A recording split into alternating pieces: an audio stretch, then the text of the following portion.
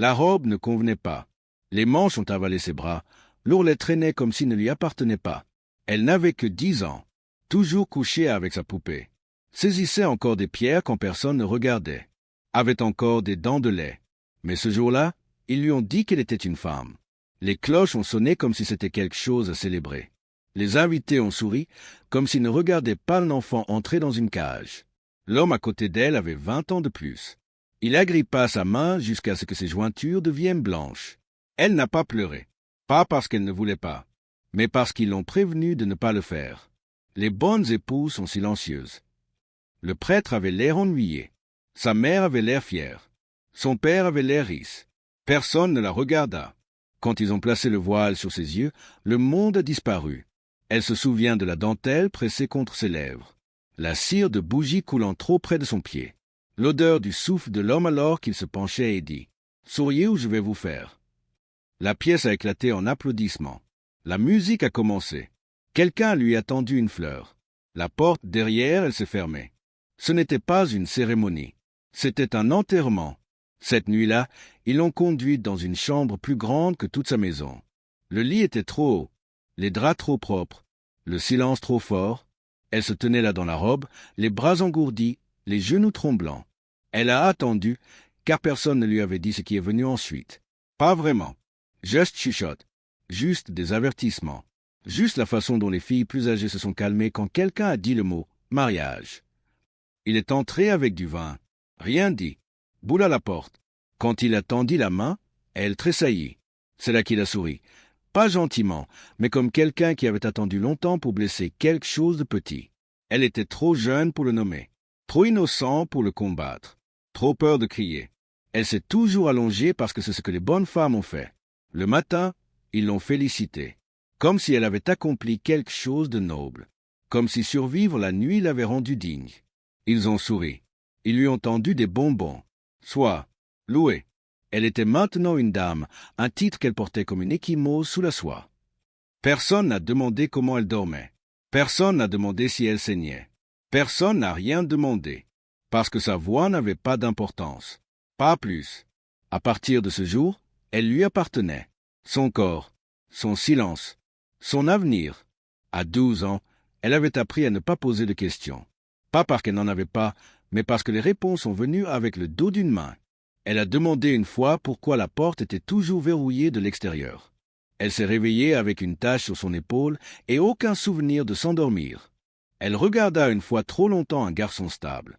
3 jours plus tard, elle ne pouvait pas mâcher de la nourriture solide. Ils ne l'appelaient pas abus. Ils l'ont appelé correction. Chaque leçon avait une échymose. Elle était têtue, ont-ils dit. Elle avait besoin de discipline. Mais ce qu'ils voulaient dire, c'était ceci.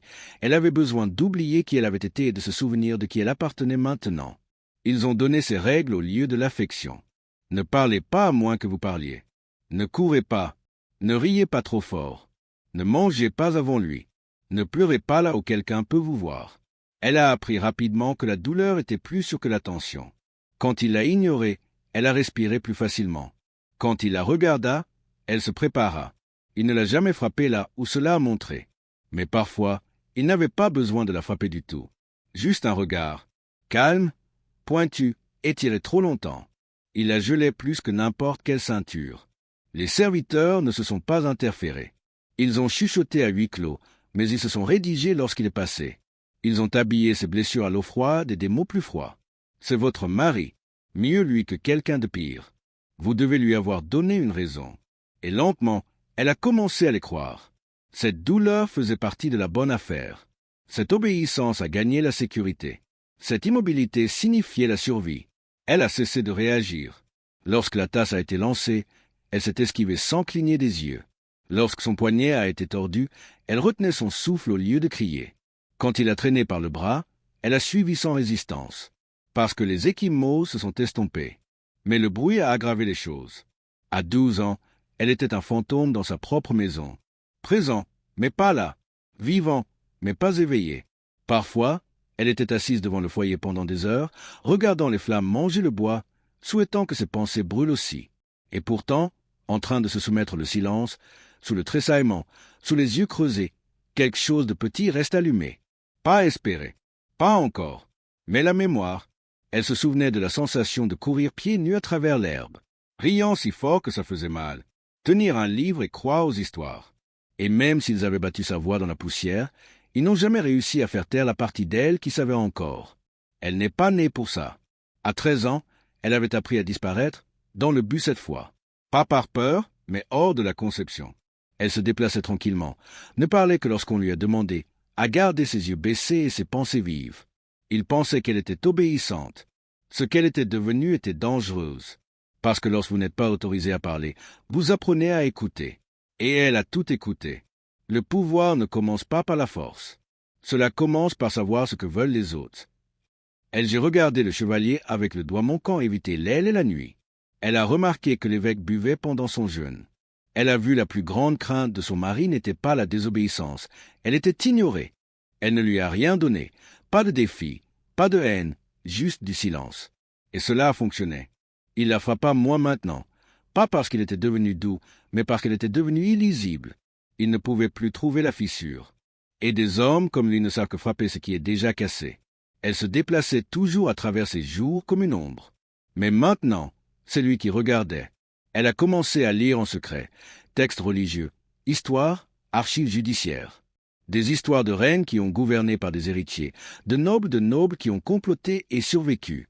À chaque ligne, elle a réécrit l'histoire qu'ils avaient essayé de la forcer. Elle a également commencé à écrire. Premièrement, des notes inoffensives, jusqu'à ce que les invitations, puis des suggestions minutieuses. Chaque mot choisi comme un mouvement d'échec. Au moment où elle a eu 14 ans, les femmes plus âgées de la cour avaient commencé à la remarquer. Pas parce qu'elle était charmante, parce qu'elle était utile. Elle se souvenait des noms. Elle a suivi les ordres. Elle n'a jamais dépassé. Ils pensaient qu'elle était silencieuse parce qu'elle était modeste. Ils avaient tort. Elle étudiait. Chaque regard, chaque mensonge, chaque punition. Chacun a une leçon. Elle a appris à retarder une commande sans la défier. Comment flatter la fierté d'un homme tout en révélant sa faiblesse. Comment pleurer sans larmes. Comment parler sans rien dire du tout. Son silence n'était plus une soumission. C'était une stratégie. Elle avait passé des mois en silence. Regarder, écouter, apprendre. Et cela a fonctionné. Le tribunal pensait qu'elle était bien formée, bien élevée et apprivoisée. Une fille en or, 3 sièges vers le bas, trop mou pour remarquer, trop calme pour avoir de l'importance. Mais cette nuit-là, quelque chose a changé. La table était longue, l'air épais avec de la fumée de bougies et de son auto-importance. Des voix se sont élevées de rire et de vin. Le seigneur à côté d'elle a fait une blague, l'un de ceux qui tournent la valeur d'une femme comme un vautour. Voilée juste assez pour être excusée. Cruelle juste assez pour se divertir. Les gens gloussaient. Même son mari a souri. Elle ne l'a pas fait. Et lorsque le bruit s'est installé dans des tintements et des murmures, elle a parlé. Une seule fois, calme, clair, non bautré. Si votre esprit était aussi net que votre épée, vous auriez peut-être encore les 2 mains. Un gobelet a chuté. Quelqu'un s'étouffa. Et le Seigneur, gelé soudain, lui a été mis comme la chaise avait parlé. Pour la première fois, la fille en or avait prélevé du sang. Son mari ne parlait pas.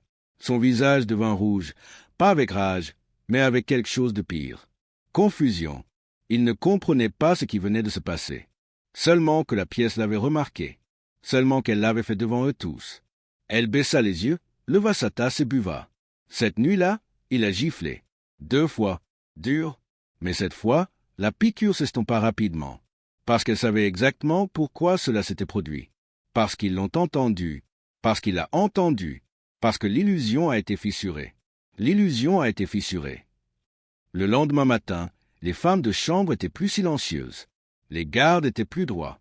Les femmes qui l'ont piquée une fois ont commencé à se pencher lorsqu'elle est passée. Le tribunal avait vu quelque chose qu'il ne pouvait pas encore nommer. Une lueur sous la soie. Un éclair de quelque chose de net où il y avait du silence. Elle ne parlait plus pendant des jours. Elle n'en avait pas besoin. Les dégâts ont été causés. À 16 ans, elle n'avait plus besoin de silence pour se cacher. Cela faisait partie d'elle. Pas un masque, mais une seconde peau. Elle se déplaçait à travers les pièces comme un murmure, assez douce pour être ignorée, assez nette pour couper. Et elle a tout remarqué. La façon dont un homme hésita avant de mentir. La façon dont un sourire se contracta lorsque le pouvoir se déplaça. La façon dont Pride a rendu les plus intelligents. Elle pouvait tordre une pièce autour d'un seul sourcil levé. Elle n'a jamais interrompu. Elle n'en avait pas besoin. Les hommes parlaient trop librement autour d'elle. Ils ont confondu son silence avec l'admiration, sa patience contre la crainte. Elle leur a donné juste assez, l'agrément, un coup d'œil, un souffle bien chronique, juste assez pour les faire parler. Et pendant qu'ils se vantaient, alors qu'ils révélaient leurs ambitions et habillaient leur peur de rire, elle a écouté. Elle se souvenait de ce qui les faisait se sentir vus, ce qui les a fait se sentir petits. Elle n'a pas chargé. Elle a étudié. Elle a appris combien de temps il a fallu avant qu'une vantardise ne se transforme en confession. Combien de temps avant qu'une blague ne trahisse la jalousie. Combien de temps avant que les doigts d'un homme ne respirent autour d'un gobelet quand il se sentait exposé. Et elle l'a utilisé. Elle a ajusté son ton pour refléter le leur. Elle cligna des yeux au bon moment pour les faire se sentir intelligents. Elle a offert un silence qui semblait être un accord, et sont revenus pour plus. Personne ne voit le piège quand il ressemble à des éloges. Certains hommes ont soulevé leur voix pour cacher leur peur. D'autres ont cité l'Écriture pour cacher leur culpabilité. Certains se sont simplement cachés derrière elle. Elle leur sourit tous et catalogua chaque mot. Elle ne dessinait pas le pouvoir. Elle construisait une carte. Et dans cette carte se trouvaient des chemins, des points de pression et des endroits où les gens se briseraient sans même savoir pourquoi. Ces cordes étaient invisibles, mais elles étaient réelles. Cela a commencé par une disparition. Un homme qui a ri bruyamment en sa présence. Disparu. Aucune lettre. Pas de funérailles. Juste l'absence. Puis un cousin. Puis un intendant. Puis le prêtre qui avait placé le voile sur ses yeux quand elle avait 10 ans. Personne ne l'a dit à haute voix. Mais ils l'ont remarqué. Elle n'a jamais touché une lame, mais les gens ont commencé à s'écarter. Il n'y a eu aucune accusation. Pas de sang. Juste un silence croissant qui a avalé les noms entiers. Elle n'avait pas reçu de titre. Mais quand elle a pris la parole en conseil, les décisions s'arrêtaient. Les têtes tournaient. Ses suggestions sont devenues des plans. Ses approbations silencieuses sont devenues la loi. Elle ne gouvernait pas ouvertement. Elle n'en avait pas besoin. Parce que maintenant, son pouvoir s'est déplacé dans les airs, sans écriture, tacite mais indéniable. Le pouvoir le plus dangereux est le genre que personne ne peut voir clairement. Même son mari, une fois un homme qui a saisi son poignet comme une corde, l'a maintenant consulté avant de prendre des décisions.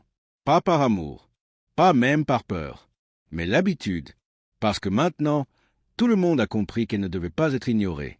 Elle a opposé son veto aux commandes avec un coup d'œil. Elle a déplacé des alliances avec un mot. Elle a remplacé les hommes sans jamais les nommer inaptes. Et le tribunal a commencé à changer sa posture. Ils s'inclinèrent plus profondément. Ils chuchotaient moins. Ils ont attendu avant de parler, ne savant pas ce qu'elle savait déjà. Elle ne s'asseyait pas sur un trône. Mais ils l'ont traitée comme si elle l'avait fait. Parce que ce qu'elle a gouverné n'était ni la terre ni la loi. C'étaient des gens. Et les gens ont obéi. Elle n'a pas besoin d'une couronne. Elle gouverne déjà. Ce qui a commencé en silence était devenu quelque chose de plus grand, jusqu'à ce que, presque irréel, il ne chuchotait plus d'elle à huis clos. Maintenant, il chuchotait avant d'entrer dans la pièce. Elle n'avait pas de couronne, pas d'armée, pas de titre sculpté en pierre. Mais sa portée était plus longue que la plupart des monarques. Même les ombres lui répondent. Des courtisans qui l'ont rejeté une fois ont maintenant envoyé des lettres à des kilomètres demandant son avis. Pas publiquement, bien sûr, mais leurs coureurs n'ont jamais manqué de livraison. Les ecclésiastiques ont demandé ses conseils sur les questions d'État. Les veuves l'ont supplié d'intervenir dans les litiges de propriété. Les généraux ont fait une pause des campagnes jusqu'à ce qu'elle donne un signe de tête. Et pourtant, elle n'a jamais rien réclamé à haute voix. Elle ne portait pas de rubis, pas de médaille. Aucune crête n'a marqué son nom. Elle n'a organisé aucune célébration. Elle n'en avait pas besoin. Elle a accueilli le public. Ils sont venus vers elle non pas avec des éloges, mais avec des offrandes. Pas avec des demandes, mais avec prudence. Parce qu'ils ont tous compris quelque chose maintenant. Son pouvoir n'était pas dans ce qu'elle a dit. C'était dans ce que les autres craignaient de dire ensuite. Elle a bougé avec la facilité de quelqu'un qui avait façonné les murs autour d'elle. Même son silence était maintenant délibéré, aiguisé par la mémoire. Quoi qu'elle ait été à 10 ans, avait disparu. Plus d'échymose sous la soie. Plus de tressaillements au pas. Maintenant, le silence la suivait non pas parce qu'elle était petite, mais parce que d'autres avaient appris à retenir leur souffle en sa présence. Ce qui avait été une fois de la survie était devenu une légende. Et son silence ne la protégeait plus. Il a remodelé les royaumes. Ils l'ont peinte souvent, des portraits avec des yeux calmes, un long cou, des mains pliées juste à droite, graisse composée dans chaque coup de pinceau. Mais il n'y avait aucune trace de la fille en dessous, pas de scintillement de l'enfant dans la robe trop large, aucun écho du silence qui a autrefois étouffé sa voix.